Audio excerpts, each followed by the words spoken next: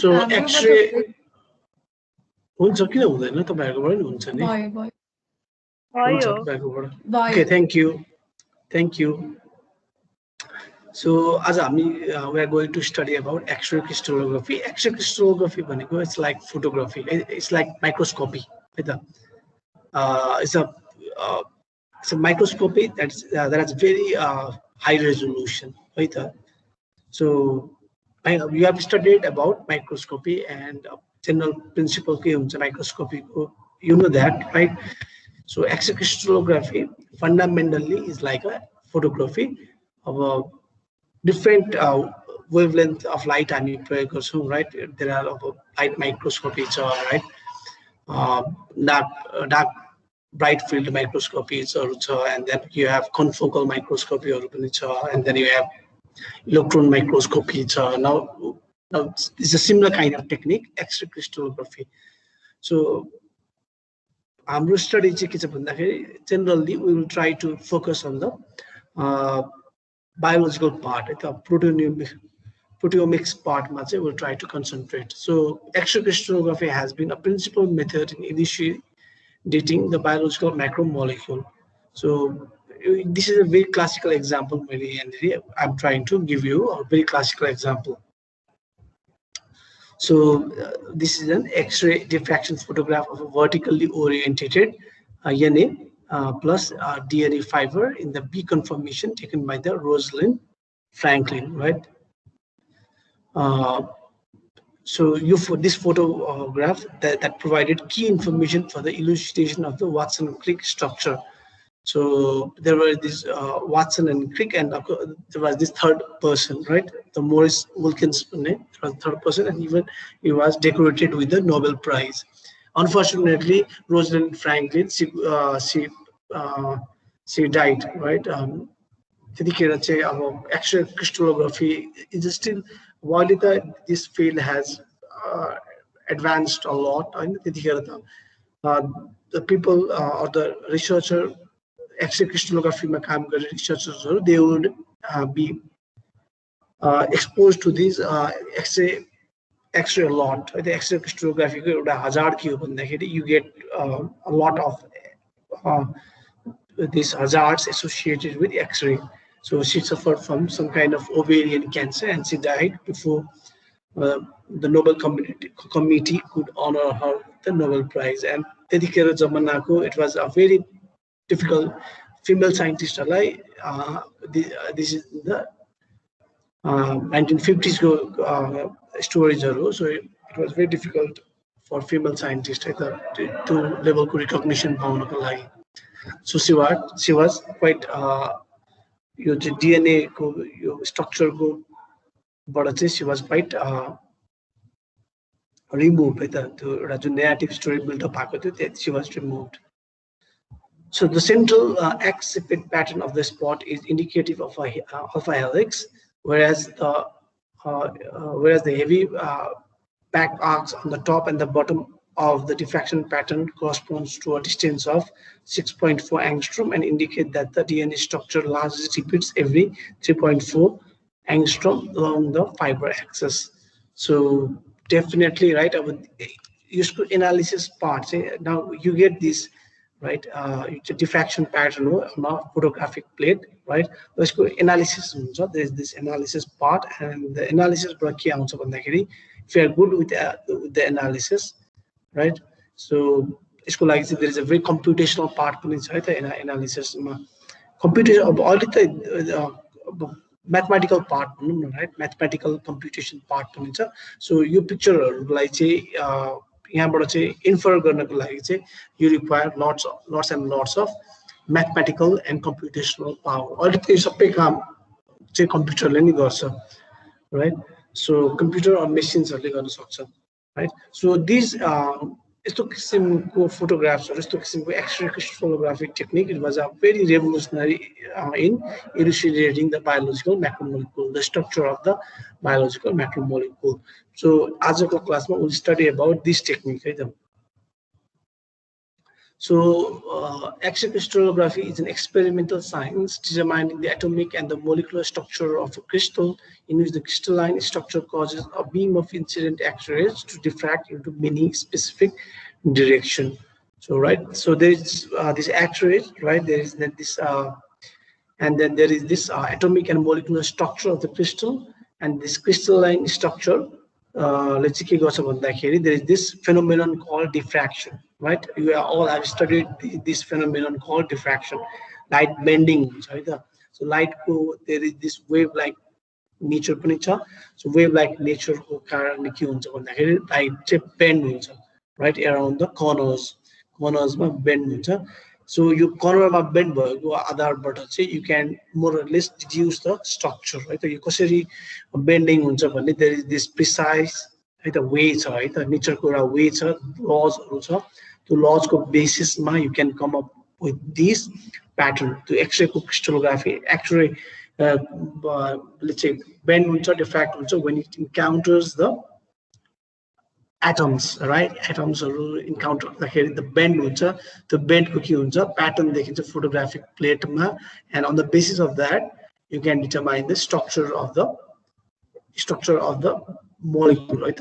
So this is like either you, I think you are getting it, getting the point. You more or less the pinhole camera just the it works, right? More or less like that. So by measuring the angle and the intensities of these diffracted beams, a crystallographer can produce a three-dimensional picture of the density of the electrons within the crystal. So actually के हुन्छ भन्दाखेरि electrons, right? Electrons let's say so matter, so it's the electrons due to which these X-ray they are diffracted. The nucleus they are extremely small. The nucleus, let's say you wavelength nucleus is extremely small, like very very small. That's why the diffract गर्ने भनेको चाहिँ के हो भन्दाखेरि is because of electrons. The electron को जुन cloud densities हरू छ त्यो cloud densities ले चाहिँ यसलाई diffract गर्ने हो, and then you get that three-dimensional picture, right? The diffracted patterns हरूबाट, right, measuring the angles and the intensities, right? This is the एकदमै important features हरू छ. Angle र intensities हरू photographic plate मा चाहिँ हामी observe गर्छौं, and a crystallographer can produce the three-dimensional picture of the density of the electrons within the crystal. So this is a very diffraction गर्नको लागि चाहिँ it has to be on the wavelength of light र diffraction गर्ने जुन body छ त्यसको चाहिँ size चाहिँ same हुनुपर्छ, wavelength को र त्यसको dimension चाहिँ it has to be on the similar range हुनुपर्छ, about 1/10, around 1/10 चाहिँ हुनुपर्छ. Only then it can diffract. Nucleus is extremely small. Nucleus the diffract गर्न सक्दैन. So it's to हामीले के पाउँछौँ भन्दाखेरि what we get is the density of the electrons within the crystals. कहाँनेरि बढी density छ, we'll get that, right? हामीले त्यो चाहिँ visualize गर्ने हो. So from this electron density, the mean positions of the atoms in the crystal can be determined, as well as the chemical bonds, the crystallographic disorder, and other various information. So I'm keep on saying, so on the basis of the electron density, we can deduce the mean position of the atoms in the crystal can be determined, and the nature of the chemical bond, to nature of the chemical bond go, share by electrons, right? So all these kinds of information we can gather from the X-ray crystallography. So basically, right, you can see here in this cartoon. So there is your X-ray beam, right? So X-ray beam, but only there is certain procedure, right? There is this procedure. You have to have a instrumentation that can generate these parallel rays, parallel beams, and there is this sample crystal, and crystal there is this specific arrangement of atoms, right? Crystal Q, what is the definition of a crystal, right? Crystal, and the crystal Q, crystal there is this particular arrangement of atoms. So the particular arrangement, the arrangement you like say X-ray beam diffract, so it will diffract, and that diffraction would be captured on this photographic plate. Your diffraction pattern is captured, and we must analyze this. Right? You analyze actually what's happening on the crystal. So happening is the interference, constructive interference and destructive interference are taking place. Right? So you say Young's double slit experiment right? It's the similar kind of things happening. It's एकदमै complicated हुन्छ है त. Young's double slit experiment it was quite easy. It's एकदमै easy थियो. There was nothing complicated. Duita slit, duita opening the थियो. But here there are many atoms, right? Layers and layers of atoms. The layers and layers of atoms के हुन्छ diffract गरी गर्छ constructive interference हुन्छ, destructive interference हुन्छ, right? There is this thickness पनि छ नि त यो sample को, right? So त्यो भएको कारणले चाहिँ extremely complicated pattern आउँछ. त्यो complicated pattern लाई के गर्ने हो हामीले backtrack गर्ने हो, right? So त्यहाँबाट चाहिँ you can deduce the structure of this atom. अब तपाईहरुले अहिले अब यो चाहिँ के छ भन्दाखेरि अहिले त यो काम सबै कम्प्युटरले गरिहाल्छ. So this technique है त पहिले गर्दाखेरि चाहिँ एकदमै simple molecules पनि नभए simple crystals हरुबाट चाहिँ it was identified है त, right? So when the simple crystal के हुन सक्छ sodium chloride, right? वा zinc oxide, एकदमै simple किसिमको crystals हरुबाट चाहिँ this science was developed. The first crystal जब चाहिँ first protein structure identify गर्दाखेरि त it took more than 10 years right? The diffraction pattern लाई चाहिँ analysis गर्नको लागि.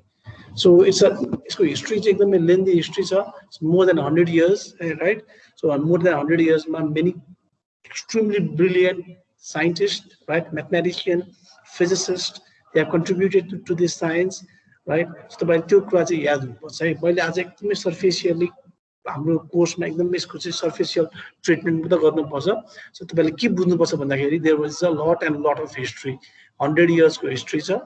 एन्ड देन सुरुमा के थियो भन्दाखेरि दिस टेक्निक जब this technique was discovered, right? यसरी चाहिँ यो डिफ्र्याक्सन हुन्छ भन्ने कुरा चाहिँ डिस्कभर गरेपछि चाहिँ एकदमै इन्क्रिमेन्टल स्टेपमा चाहिँ के भएको छ भन्दाखेरि ग्रो भएको छ यो साइन्स. अब अहिले तपाईको के छ भन्दाखेरि देयर इज अब I think in Oxford, right? The UK Oxford, there is this facility called Diamond. Facilities, okay? Diamond. There is this. You synchrotron, it produces this high quality X-ray निकाल्छ है त. यहाँ X-ray beam generation गरेको छ. X-ray beam generation गर्ने पनि there are many techniques है त. इलेक्ट्रोनलाई excite गरेर चाहिँ you generate this technique है त. So UK मा there is this your diamond synchrotron भन्ने छ, right? अनि यो चाहिँ एकदमै one of the most popular छ है त. यो चाहिँ यो नेशनल फ्यासिलिटी हो. यसमा चाहिँ एकदमै साइन्टिफिक एक्सपेरिमेन्ट्सहरु, इन्डस्ट्रियल अब मेटेरियल साइन्समा this is a very danger material science भन्छ. मेटेरियलहरुको चाहिँ अब properties identify गर्नको लागि चाहिँ is one of the best area है त. यो डायमन्ड लाइट सोर्स फ्यासिलिटी छ युके मा. र अहिले त अब त्यस्तो फ्यासिलिटीहरु यति क्वालिटीको लाइट बिम, यसको इन्टेन्सिटी, यसको चाहिँ वेभलेन्थ एकदमै प्रिसाइज लेभलमा कन्ट्रोल गर्न सकिन्छ. त्यो प्रिसाइज कन्ट्रोल गरेर अल द यो अब पोलिमर क्रिस्टलको साइज पनि एकदमै ठुलो चाहिन्थ्यो, राइट? अब त एकदमै microgram crystals it can work, right? And सबै कामहरु चाहिँ कम्प्युटरले गर्ने भएको कारणले within a week, right? If you have the sample, if you have pure sample, एकदमै राम्रो crystal छ भने चाहिँ within a week, in less than a week, you can have this detail, right? Detail एउटा चाहिँ protein molecule you can have this detailed three-dimensional structure. First जुन elucidate गरेको थियो है त Max Peruzले, right? X-ray crystallography but a myoglobin structure. It took more than 10 years, right? 10, 20, 15 years just to elucidate that structure, right? So it happens in less than a week time, right? So that you have to be realize, right? So history is that the English physicist Sir William Henry Bragg pioneered the determination of the crystal structure by X-ray diffraction method. So you can determine the structure of the crystal by the X-ray diffraction method. So it early 200 Matthew, right? Early 200 Matthew, and then अब अहिलेसम्म आइपुग्दाखेरि त मैले भनिहालेँ it had been long एकदमै lengthy time period भइसकेको छ. So X-ray crystallography is a complex field that has been associated with several of the science major breakthroughs in the 20th century. So एकदमै धेरै ब्रेकथ्रुहरू भएको छ, धेरै नोबेल प्राइजहरू पनि पाएको छ है त एक्स-रे क्रिस्टलोग्राफीबाट है त. फर अब हेनरी William Henry Bragg है त र Lawrence Bragg है दुईजनाले they even got the Nobel Prize है त यसको डिस्कभरी गरेको कारणले and for elucidating the structure of many crystal structure like they got the Nobel Prize. अब actually त्यसपछि अरु धेरै scientists they have received the Nobel Prize. So using the X-ray crystal data, Dr. James Watson and Dr. Francis Crick were able to determine the helix structure of DNA in 1953. So 1953 they were able to elucidate the structure of the DNA. So why X-rays? Why use the X-rays? X-rays are electromagnetic wave of high energy and very short wavelength, right? It's around 10 picometer to 10 nanometers, right? Which are able to pass through many materials opaque to the light. So, atom or bond length, atom or bond length ko ekdamai size ma huncha hai ta yo length bhaneko 10 picometers to 10 nanometers. It coincides with the size of an atom and the size of the bond lengths. So that's why we use the X-rays. The X-ray use major कारण चाहिँ के हो भन्दाखेरि X-ray को जुन wavelength छ that matches with the size of the atom and size of the atomic bonds. So the wavelength of X-ray photons is on the order of the distance between the atomic nuclei in solids. So bonds are roughly 1.5 to 2.5 angstrom. You can think of it like the wave fit the nice between the atoms and feel the crystal. So diffraction this is one of the foremost property. So you need so you need to size the same. For example, Young's double slit experiment. Say if you had conducted that experiment using X-rays, it wouldn't produce that interference pattern. The interference pattern right? And to double slit size, right? To say it is just suitable for the visible light it is suitable. So that's why they produce that that characteristic pattern right? Constructive interference or destructive interference with characteristic pattern so one of the most crucial discovery that by the Young's double slit experiment, one of the major experiment because that proved that the lights property for a long time there was this mystery light property electromagnetic wave electromagnetic and that established the electromagnetic wave property of light. And Einstein they described this particle like nature and then there is this development of quantum mechanics in the 20th century.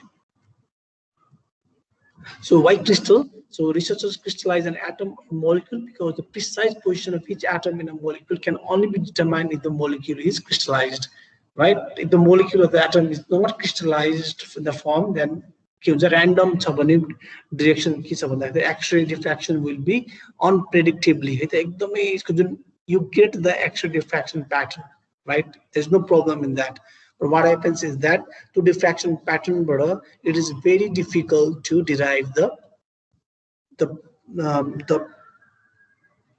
arrangement of atoms or atoms in the molecule. So precise what happens if the atoms are in precise shape, crystal shape, त्यसको जुन डिफ्र्याक्सन pattern देखिन्छ photographic plate ma, that can be analyzed and you can come up with some mathematical tool and computational tool. You can go reverse engineer it, and you can come up with the structure of the molecule, right? But if the molecule are not in crystal form, if they are random, right, random amorphous form, it becomes very difficult. Computationally and mathematically, it becomes very difficult to understand the diffraction pattern that you get on the photographic plate. So that's why you need crystal, right? The crystal the major karan so that you can analyze the data, right? So different repeatedly earlier classes right? Ribosome structures elucidation major problem ribosome crystal difficult for a long time. Amazing property case of these protein molecules, right? Protein molecules, they can convert to a crystalline form. Crystalline form convert right? Similarly, these large macromolecules like ribosomes, they can be crystallized. Amazing property. If proteins are crystallized it would be very difficult to illustrate their structure. Extremely difficult. But thanks, right, we live in such a universe where proteins and macromolecules, they can be crystallized. Like them difficult macromolecule, the large macromolecules are crystallized. So that's why you need crystals, right? So the diffraction is the slight bending of light as it passes through the edge of an object, right? Around the edges, say, you just bend, right? Your light ko property, your wave ko property, you cannot ask me, right? Why the light bends around the corner? You can ask me, sir, degree ma bend you can ask me. That is something that can be measured, and it has been measured. Theory why bends, that's a very difficult question. The why part. So bend as the light moves around the edge, it bends. So X-ray crystallography uses the uniformity of the light diffraction of the crystals to determine the structure of the molecule or atom, right? Some kind of reverse engineering also, right? Photographic film bend crystal structure bend we can reverse engineering this photographic film. Shadow, sometimes you can come up with some kind of intuition. You mentioned height, right? If you know the light source and the distance between the person, you can come up with different, right? Different features of that individual. It's the height, right? It's called size, dimensions, or right? You can be, if you are very smart, you can come up with the weight, even weight of that person, right? If you know the density of the muscles and bones and all this and that. So this is how you determine the crystal structure. Then the X-ray beam is used to hit the crystallized molecule, right? The X-ray beam. You simply this is how you X-ray बनाउने, right? Quality X-ray बनाउने. That's the different part. Right? There is lots and lots of physics. Say use हुन्छ. X-ray कसरी बनाउँछ? Anybody? How are X-ray generated?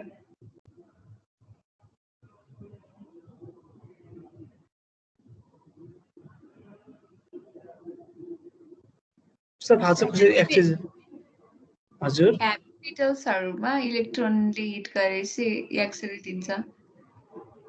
मैले बुझिन. I couldn't get you. Heavy मेटल्सहरुमा इलेक्ट्रोन्सले hit गरेपछि एक्स-रे प्रोड्युस हुन्छ. त्यो पनि हो, बट सबैभन्दा सजिलो तरिका भनेको चाहिँ एकदमै इजी तरिका भनेको चाहिँ यो एक्सेलरेट सबैभन्दा सजिलो तरिका भनेको इलेक्ट्रोड हुन्छ, राइट? क्याथोड एक्सपेरिमेन्टहरु यो के जे आई डोन्ट नो कि जे थम्सन्सको मोडल पढेको थियो कि I don't know the best way एकदम इजी वे भनेको चाहिँ के गर्ने भन्दाखेरि इलेक्ट्रोन्सहरू छ नि इलेक्ट्रोन्सलाई एकदमै फास्ट मुभ गराउने है त इलेक्ट्रोन्सलाई मुभ गराउने भोल्टेज राइट जेनेरेट गरेर इलेक्ट्रोन्सलाई मुभ गराउने अनि त्यो मुभ गरेकोलाई चाहिँ इलेक्ट्रोनलाई फेरि डिएक्सिलरेट गराउने राइट अनि पोजिटिभ चार्ज नेगेटिभ चार्जलाई चाहिँ प्लेस गरेर त्यसलाई के गर्ने फेरि त्यसलाई चाहिँ डिएक्सिलरेट गर्ने है त फास्ट मुभिङ चार्ज चाहिँ यदि डिएक्सिलरेट भयो भने right what happens is that त्यसले इनर्जी रिलिज गर्नुपर्ने हुन्छ राइट ब्रेक लाग्यो त के चिज गाडीमा ब्रेक लाग्यो भने के हुन्छ कतै इनर्जी रिलिज हुन्छ राइट अब त्यो इनर्जी कहाँ निस्किन्छ right by the conservation of momentum conservation of energy नै भनौँ न राइट त्यो एउटा ठुलो साइन्स त्यो कारणले चाहिँ त्यो डिएक्सिलेसन भयो भने चाहिँ एक्सरेको फर्ममा त्यो इनर्जी चाहिँ लिबरेट गर्छ that is how X-rays are generated है त द्याट इज हाउ अब I think you remember exactly त्यो एक्सरे क्याथोड एक्सपेरिमेन्ट भनेर पढेको थियौँ नि राइट प्लस टूतिर सो त्यसमा गरेको त्यही हो कि क्याथोडहरूलाई चाहिँ एउटा क्याथोडलाई चाहिँ अर्को क्याथोडसँग चाहिँ हिट गरायो भने चाहिँ it can generate X-rays so धेरैवटा डिफ्रेन्ट तरिकाहरू छ एक्सरे जेनेरेट गर्ने that is also one of the way एकदम सजिलो वे चाहिँ त्यो so electron surrounding the molecule diffract as the X-ray hit एकदमै प्यारलल बिम अफ एक्सरे पढाउनुपर्छ राइट त्यस सम सर्टेन मेसिन्सहरू छ इक्विपमेन्ट्सहरू हुन्छ that will produce that X-ray, parallel beam of X-ray, and त्यसपछि अब यो चाहिँ के हुन्छ डिफ्र्याक्सन हुन थाल्छ राइट क्रिस्टल स्ट्रक्चरमा एटम्सहरूमा इलेक्ट्रोन्सहरूमा चाहिँ they will diffract and this forms the pattern है त अब सबै we know the size right यो कहाँनिर चाहिँ एक्सरे कहाँबाट पठाएको राइट सबै साइजहरू थाहा छ हामीलाई प्रिसाइज मेजरमेन्ट गरेको हुन्छौँ राइट अल दिज प्रिसाइज मेजरमेन्टबाट एङ्गल्सहरू थाहा हुन्छ हामीलाई right all these angles they can be measured right and त्यसपछि वी क्यान backtrack है त and this type of pattern is known as X-ray diffraction pattern. So एकदम famous law छ एकदम simple law छ famous law Bragg's law right father and son duoले पत्ता लगाएको यो चाहिँ X-rays law right there are few right the few Nobel laureates है त father and son Nobel laureate I think this is the first Lawrence Bragg है त Henry Williams Bragg's son, Lawrence Bragg, I think is the youngest person to win the Nobel Prize at the age of around 20s. At the 24, 25, he got the Nobel Prize, the father and the son duo. So they came up with this Bragg's law.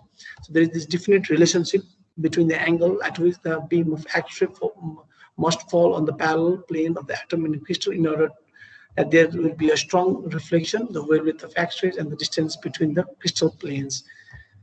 So there is this famous equation, right? The 2D sine theta and lambda, right? Where D is the spacing between the diffracting planes, right? There are these two planes. Our crystal ma lots and lots of planes, right? So it's a simple structure, simple model banako. It's a very simple. First, like we're studying, nobody is going to the duita plane ma चाहिँ बनाउँदाखेरि हो. So crystal ma actually crystal ma there are many atoms, right? Many atoms, and there are many planes. So theta is the incident angle, and again is any integer, and lambda is the wavelength of the beam. And actually, एउटा मात्र photographic plate बाट you don't get it. एउटा मात्र photographic plate बाट answer आउने होइन. You need multiple X-ray beams and your crystal like mold so many direction ma XYZ direction ma bend गर्नु पर्छ and then you get hundreds and 200s and 300s of X-ray film so सबैलाई study गरेर analysis गरेर चाहिँ बनाउने हो एउटा मात्रबाट आउँदैन so this is a very simple एकदमै नेचरलाई right so this is the very simplicity the nature एकदमै simple छ भनेर यसले चाहिँ के गरिरहेछ one of the most amazing part is that nature at the fundamental level is extremely simple. Right? You can come up with these simple formulas. Right? The nature I described, right? You can come up with sine of theta, right? And integer lambda. You can come up with sources of beautiful equations. So this is the Bragg's law. So you can get all these kinds of information. Your 2D, right? And you can get all this information. Your D you can come up with that estimate either. Because you know that either I'm like lambda, you know the lambda, right? So you know the sine theta थाहा हुन्छ, right? And then you can, from that you can calculate the delta, sorry d, right? Sorry d say you can calculate such beauty, sorry, the equations are. So complicated कहाँ हुन्छ भन्दाखेरि, why it took 15 years to determine the structure of a myoglobin? Because एकदमै complicated छ. There are many atoms and there are many planes, the diffracting planes. So there is a, so that you need to study a lot. So the crystal को atoms are determine गर्न takes time. तर Bragg's father and son duology, they only could like a उनीको पालोमा they determine the structure of simple crystals, like NaCl, the zinc oxide, zinc sulfate. That's how they improved their methods, right? These are one of the most smart people in the planet, right? They are one of the very few smart people. So actually, we would say it's all about interference. Wave छ भने it will interfere. So right, right घरमा हुन्छ नि, कुनै कुनै ठाउँमा wifi टिप्छ, कुनै कुनै ठाउँमा अलिकति अगाडि वाइफाई टिप्छ, अलिकति पछाडि wifi टिप्दैन. There are certain blind spots हरू हुन्छ नि घरमा त्यो वाइफाई को रिजन्सहरुमा. So किन छ त्यो? It's because of wave like property. त्यो चाहिँ wave property को कारणले हो. So constructive interference हुन्छ, destructive interference हुन्छ. So when an incident X-ray beam hits the scatterer, that is the crystal, scattered X-rays are emitted in all directions. Most of the scattering wavefronts are out of phase interference destructively. Some sets of wavefronts are in phase and interfere constructively, right? So it's all about constructive interference and destructive interference. So कतैतिर यसले के बनाउँछ, एकदम bright spotsहरु बनाउँछ, कतैतिर के बनाउँछ यसले, there are no spots at all. So by analyzing this, you can come up with the final structure. A crystal is composed of many repeating unit cells in 3 dimensions and therefore act like a 3-dimensional grating. At the grating open, I think you have done the experiment. I think we have done the grating experiment. The grating me, okay? These are gratings. So grating ma ke huncha, they are simple grating. They are complicated grating. It's a 3-dimensional grating. Right? Grating manigo, right? You know, right? Grating manigo. Grating manigo. Grating experiments haru gareko ho tapaihharule.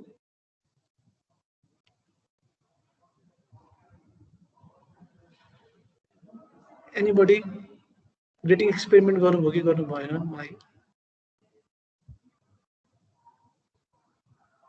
First सेममा गरेको, right? त्यही त first सेममा गर्नुभयो ग्रेटिङहरु है त. त्यो सानो each गरेको हुन्छ के, त्यो there is this एउटा चाहिँ मेटेरियल हुन्छ, त्यो मेटेरियलमा इच गरेको र त्यहाँ चाहिँ ग्रुप्स एन्ड रिज बनाएको हुन्छ है त. अनि अब यो त्यहाँबाट पनि चाहिँ त्यस्तै त हो. This is the similar kind.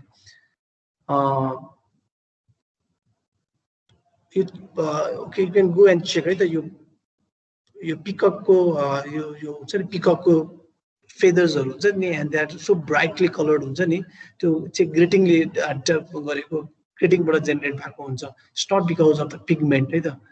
So त्यो पढ्न सक्नुहुन्छ गएर कुनै कुनै बटरफ्लाईहरुमा, कुनै बटरफ्लाईहरुमा अनि पिककको फेदर्सहरुमा जुन कलरफुल प्याटर्न देखिन्छ, it's because of that grating बाट चाहिँ कलर जेनेरेट गर्न सकिन्छ है त. That's not because of the pigment. So यो क्रिस्टलको बाट चाहिँ के हुन्छ, there are many repeating unit the cells in 3 dimensions. That's why it acts like the 3-dimensional grating. The constructive interference from a diffracting crystal is observed as the pattern of the point on the detector. The relative position of these points are related mathematically to the crystal unit cell dimensions. So mathematically we can relate between the interference pattern, right, the diffraction pattern on the photographic plate and the grating, 3-dimensional grating. The 3-dimensional grating photographic plate ma bhayeko diffraction pattern lai chahi we can connect mathematically, right? Nature चाहिँ के छ भन्दाखेरि, right, predicted pattern ma चाहिँ काम गर्छ है त, त्यो भएर. So this is the interference, destructive interference, right?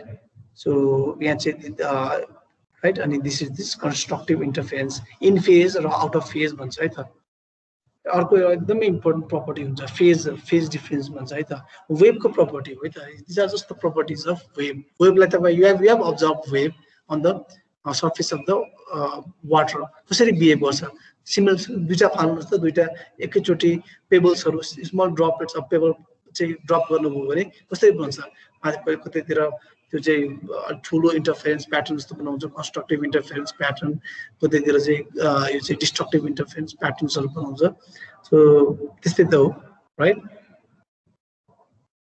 In phase and out of phase यहाँ चाहिँ के भइरहेछ आउट अफ फेज भइरहेको छ यहाँ चाहिँ फेजमा भएको कारणले एम्प्लिट्युड म्याक्सिमम भएको छ यहाँ एम्प्लिट्युड घटेको छ द रिजल्टेन्ट वेभको So actually, it's all about the interaction between atoms and light atom interaction, right? This is one of the most interesting whole of physics and whole of chemistry. It boils down to the interaction between atom, right? Matter or light. So this is matter and this is the light. Of Einstein equation, there is a correlation. So let's focus. So X-rays are scattered almost exclusively by electrons in the atom, but not by nuclei. In a size, size is one of the major factor. Atoms, they are nuclei, they are extremely small. That's why they cannot scatter. Right? So the incident electromagnetic wave exerts a force on the electrons. This causes the electrons to oscillate with the same frequency as the incident radiation. The oscillating electrons act as a radiation, scatter and emit radiation at the same frequency as the incident radiation. This is the classic scattering with scattering person X-ray scatter person. This is the really scattering. Scattering this is more or less elastic scattering with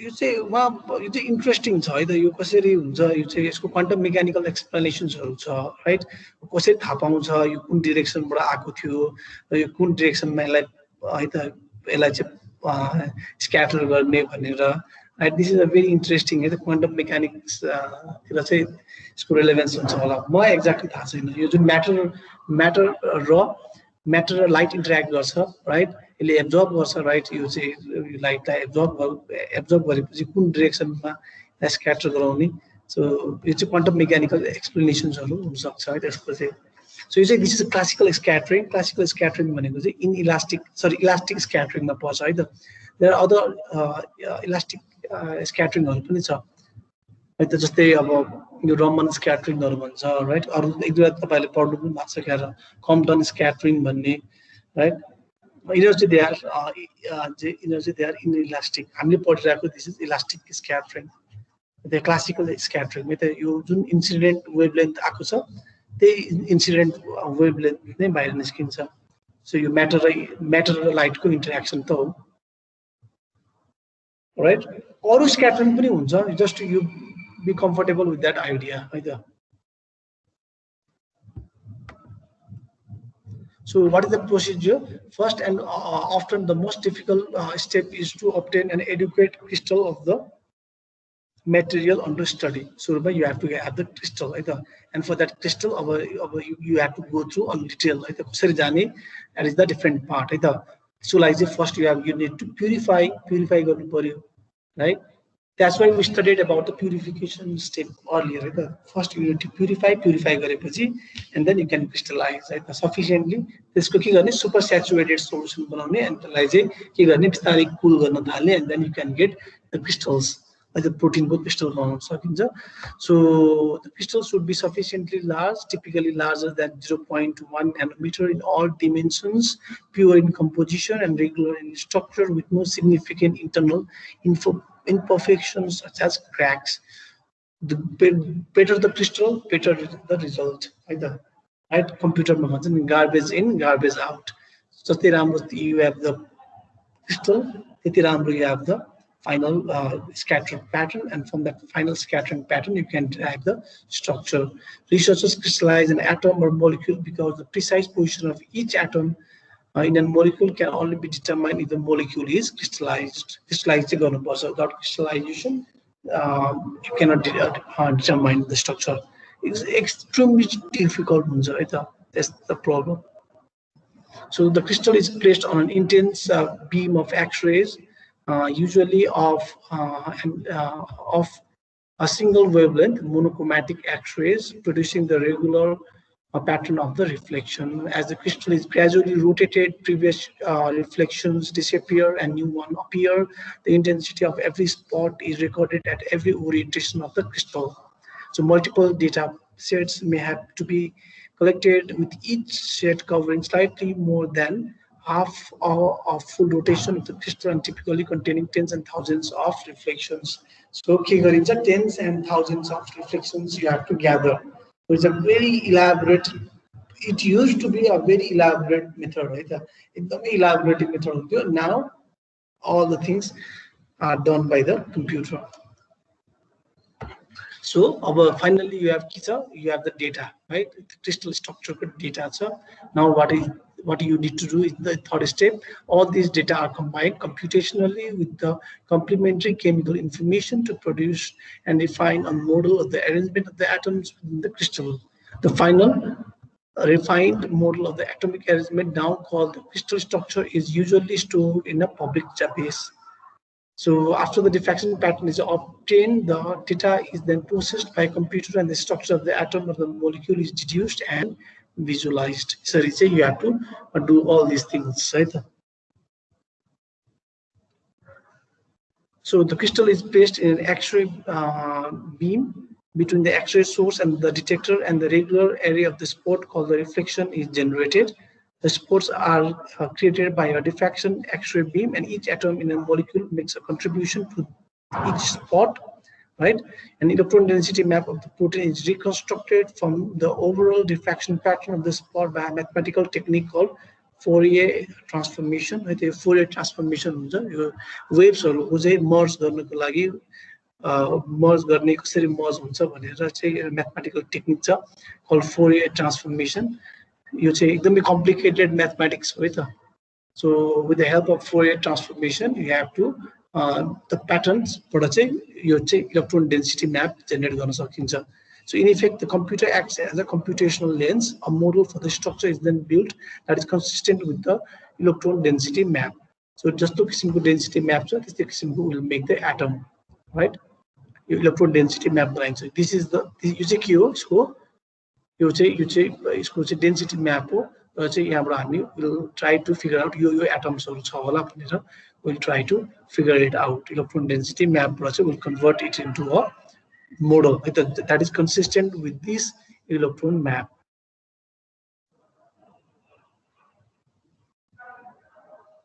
So, and systematic diagram you put in purification, crystal बनाउने, crystal बनाएपछि diffractions गर्ने, and then diffraction गरेपछि के बनाउने सुरुमा. So actually के हुन्छ भन्दाखेरि this is a refining step. अब यसमा experimental phasing गर्ने, this is very continuously like you have to continuously development गरेर if finally molecular modeling गरेर you have the final structure. यसरी चाहिँ यो final structure चाहिँ निकाल्न सकिन्छ. So continuous step हो, refinement गरिरहनु पर्छ है त. So actually के पनि हुन्छ भन्दाखेरि right अब यसरी analysis गर्नु है त. There is this यो क्रिस्टल छ, यो क्रिस्टलले एउटा के बनाउँछ, एउटा चाहिँ डिफ्र्याक्सन प्याटर्न बनाउँछ. यो डिफ्र्याक्सन प्याटर्नको थ्रुबाट हामी के बनाउन सक्छौं, we can make the electron density map. यो इलेक्ट्रोन डेन्सिटी म्यापबाट चाहिँ हामी एउटा फाइनल मोडल पनि बनाउँछौं, स्ट्रक्चर मोडल बनाउँछौं. अब हामीसँग के थाहा हुन्छ भन्दाखेरि यो स्ट्रक्चरले है त, प्लिज बी केयरफुल है त, यहाँनेरि यो स्ट्रक्चरले कस्तो किसिमको डिफ्र्याक्सन प्याटर्न बनाउँछ भन्ने पनि हामीलाई थाहा हुन्छ है त, with the help of mathematics. Right? यो स्ट्रक्चरले है त, यो स्ट्रक्चरले यो स्ट्रक्चरलाई के गर्नु पर्दैन के. You don't have to, this is a model है त, यो मोडल हो. रियालिटीमा यस्तो नहुन पनि सक्छ. You may be mistake, you may have committed some mistakes, errors in the process, तर हाम्रो यो फाइनल मोडल बनेको छ है त. Model is never a reality है त. Please be careful with this है त. यो क्रिस्टलमा भएकै कुरा यहाँ आउँदैन क्या, because there will be error. Plus यस्तो हुँदै हुँदैन enzymes they are flexible, they are dynamic, they are moving है त काइनेटिक एनर्जी हुन्छ हामीले त एउटा स्न्यापसट लिएको त्यो फोटो खिचे जस्तै फोटोबाट के थाहा पाइन्छ त्यो मान्छेको डाइनामिक नेचर थाहा हुन्छ थाहा हुँदैन नि जस्ट त्यसको एउटा चाहिँ एउटा इन्स्ट्यान्टमा त्यसको पिक्चर पाउँछौँ त्यस्तै एउटा चाहिँ यो पिक्चर हो राइट अब यो जुन यो मोडल छ राइट हामीले जेनेरेट गरेको मोडल यो जेनेरेट गरेको मोडलले कस्तो डिफ्र्याक्सन प्याटर्न दिन्छ त्यो थाहा हुन्छ कि थाहा हुँदैन हामीलाई त्यो थाहा हुन्छ हामीलाई सो हामी के गर्छौँ भन्दाखेरि त्यो थाहा छ भने के जाँदा त्यस्तो जेनेरेट भएको छ कि छैन भनेर हामी चेक गर्छौँ क्या त्यस्तो डिफ्र्याक्सन प्याटर्न बनेको छ कि छैन भनेर चेक गर्छौँ so this is how the refinement process work that's how you refine the this crystal structure बुझ्यो यो कुरा रिफाइनमेन्ट कसरी हुँदो रहेछ भनेर बुझेँ right so this is a very important step है त सो जहिले पनि तपाईहरुले के थाहा हुनुपर्छ भन्दाखेरि देयर इज अ नेचर है त दिस इज द क्रिस्टल भनेको नेचर हो सो नेचरलाई चाहिँ यु आर सम मेजरमेन्ट यो भनेको मेजरमेन्ट गरेको हो राइट डिफ्र्याक्सन प्याटर्न एक्चुअली भनेको मेजरमेन्ट गरेको हो राइट सो मेजरमेन्टबाट चाहिँ you are trying to figure out something about the nature नेचरलाई को बारेमा समथिङ फिगर आउट गर्न खोजिरहनु भएको छ मेजरमेन्टले यसको डिफ्रेन्ट प्यारामिटर्सहरु को चाहिँ भ्यालुजहरु एस्टिमेट गर्न सकिन्छ र यो प्यारामिटर हाम्रो फाइनल मोडल आयो र यो मोडलबाट चाहिँ पनि के हुन्छ भन्दाखेरि यति सबै गर्दाखेरि चाहिँ यु नो के गर्न सकिन्छ भन्दाखेरि के थाहा हुन्छ भन्दाखेरि यो मोडलले प्रेडिक्सन गर्छ नि त दिस इज प्रेडिक्सन राइट यस्तो प्याटर्न बनाउँछ भनेर प्रेडिक्सन गर्छ so that has to match यो मोडलले गर्ने प्रेडिक्सन र यो मोडलले गरेको प्रेडिक्टेड प्याटर्न जुन डिफ्र्याक्सन प्याटर्न जेनेरेट हुन्छ र यो क्रिस्टलको पनि डिफ्र्याक्सन प्याटर्न त्यस्तै आइरहेको छ भने so there is a congruency between the nature and the model there is great deal of congruency exact त कहिले पनि हुँदैन right so there is some bit of congruency. This is something we have to be always at the जुनसुकै experiment गर्दाखेरि पनि यो कुरा चाहिँ थाहा हुनुपर्छ मोडल बिल्ड गर्ने हो मोडलको प्रेडिक्सन र हामीले जुन एक्सपेरिमेन्ट गरेर आएको जुन डेटा छ त्यो म्याच गर्छ कि गर्दैन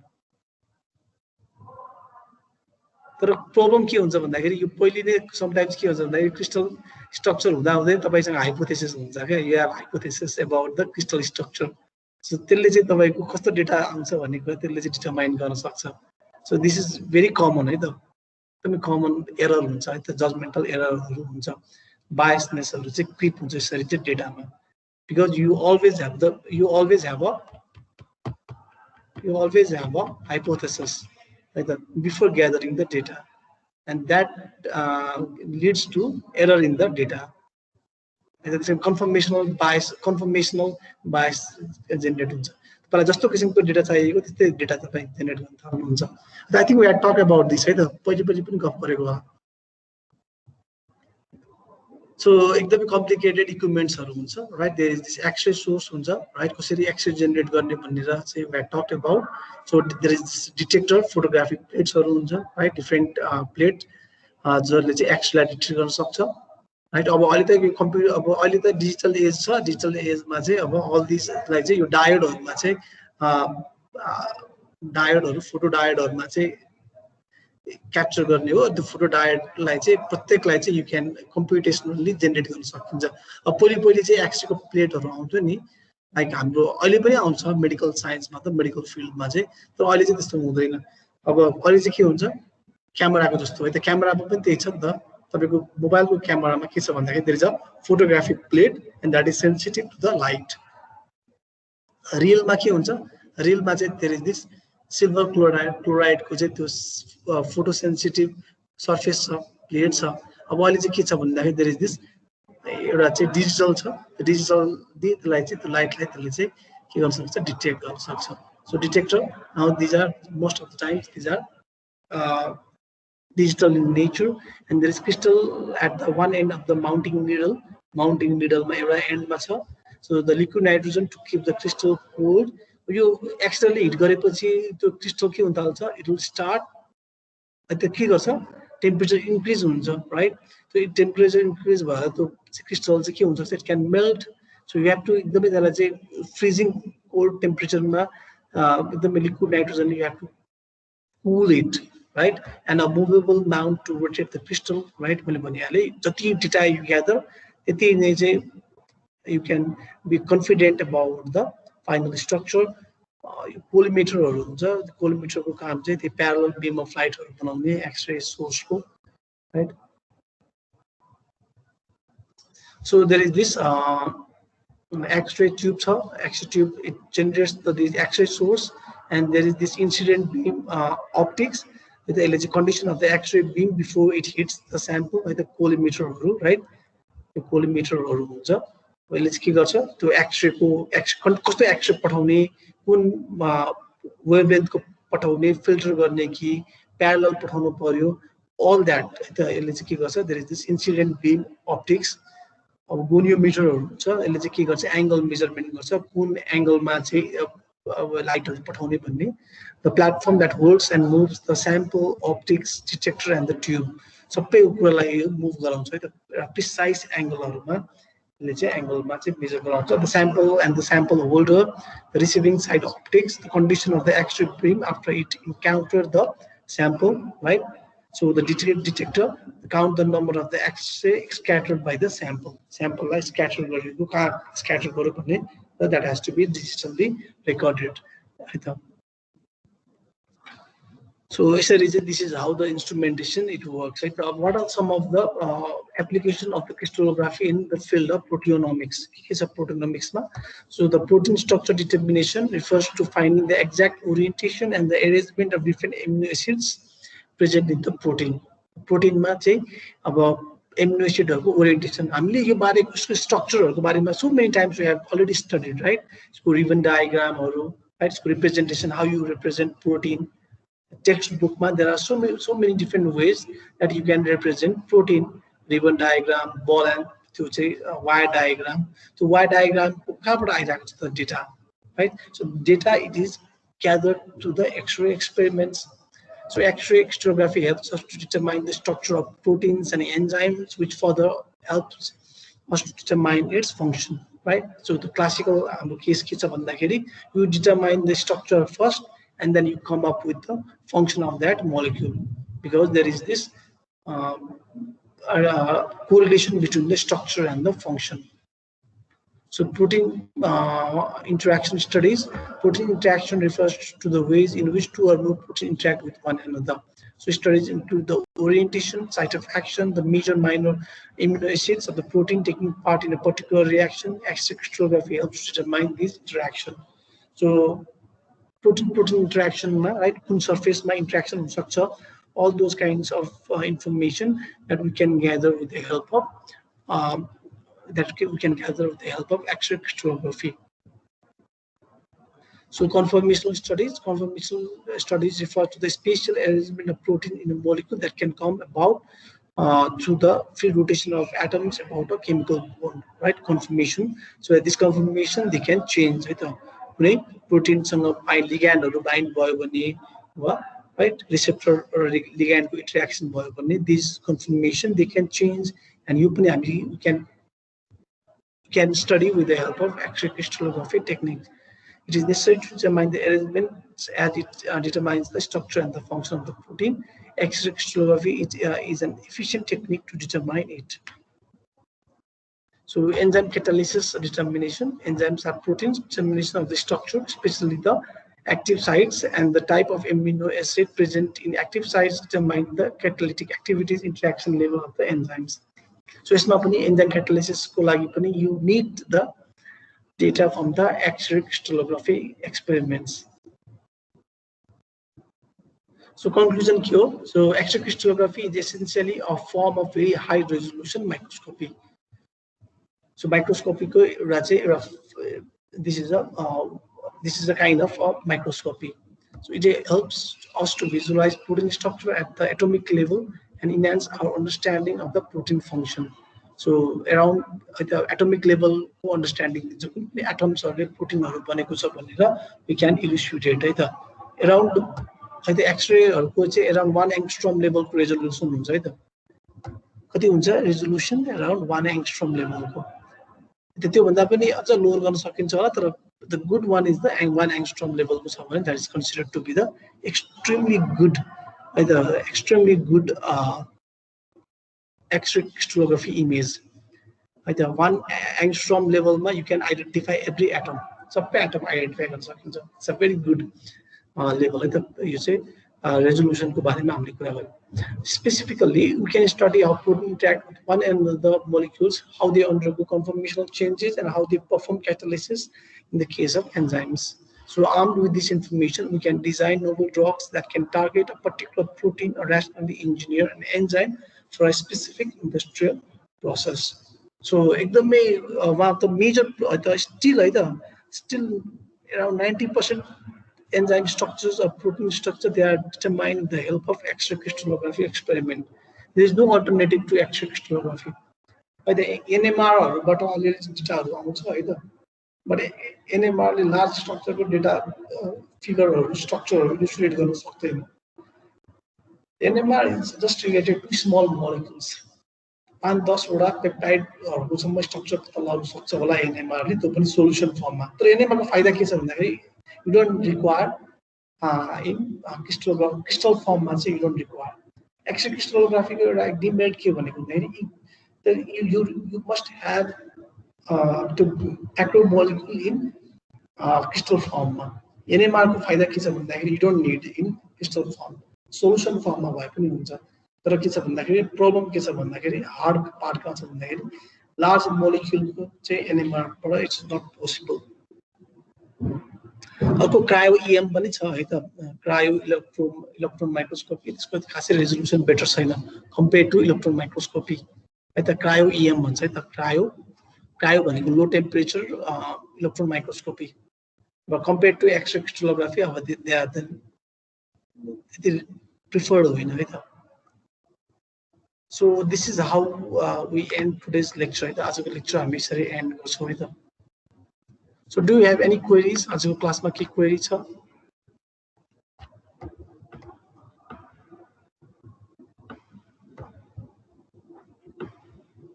के छ के सोध्नु छ? रेजिना, श्रद्धा, उत्सव, सृष्टि, के छ क्वेशन?